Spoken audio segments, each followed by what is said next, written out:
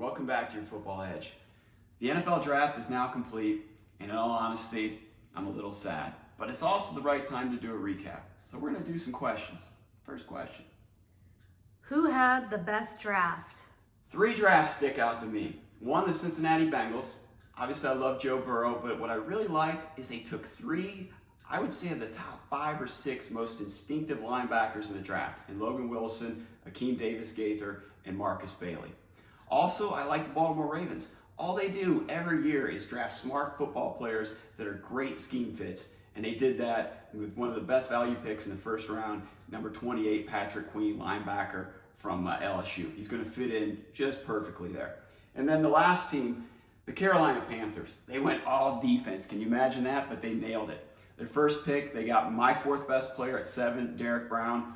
And then in the second round, Yetur Gross-Matos, a guy, a defensive end from Penn State, that I think has the potential to be another Jason Taylor. That defensive line, if you look at it with Brown, Gross-Matos, veteran Kawann Short, and Brian Burns, I'm not sure Tom Brady was expecting that when he came to the NFC South. Next question. Which teams are you not so sure of?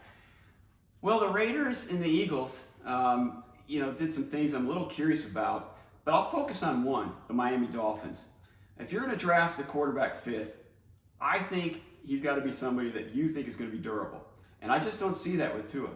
The other thing about Tua I'm concerned about is when he played really elite competition and he got pressure in his face when he got noise, he made some bad decisions. Next question. Who were the best value picks? Oh, that's a great question.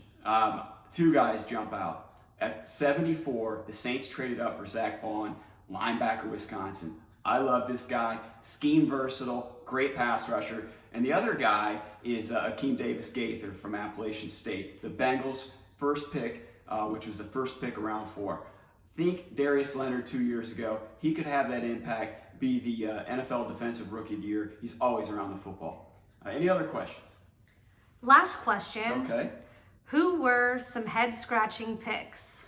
Well, a couple. I mean, Jalen Hurts, when you have Carson Wentz in the second round, I don't see him having long-term starting potential. Quarterback, the Eagles pick. And then Andrew Thomas, a player I like, the left tackle from Georgia, the Giants pick, but he was 4th overall. To me, it was too safe. He's a high-floor guy. It reminded me a lot of the Raiders' first-round pick last year, ironically at 4, Clelin Ferrell of Clemson. To me, Dave Gettleman, the GM of the Giants, had 3 options. If you really like Andrew Thomas, fine. Trade down, get some more draft capital, get better value. Or choose an offensive tackle at 4 with a little better upside, maybe Jedrick Wills from Alabama or Mekhi Becton from Louisville. Or take maybe the best player on the board, which could have been Derek Brown, the defensive tackle from Auburn, and then come back in round 2 and get a great young developmental offensive tackle like Ezra Cleveland. Take care.